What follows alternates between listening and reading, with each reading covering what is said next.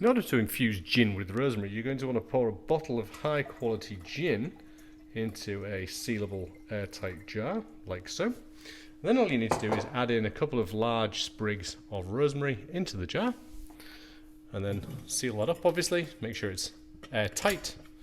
Give it a little bit of a swirl, and then you're going to want to put that somewhere nice and safe, like the pantry or perhaps a warmer area like an airing cupboard, and leave that to infuse. And this can take a matter of hours if it's in quite a warm place, or it could take a couple of days.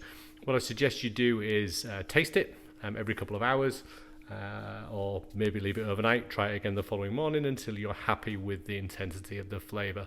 Personally, I recommend somewhere in the kind of 4 to 6 hour range. I think that gives you enough flavour but without being overpowering.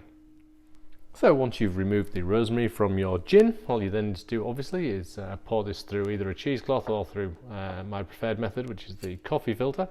You pour that in just to make sure you've got rid of all the last little bits that might be floating around in there.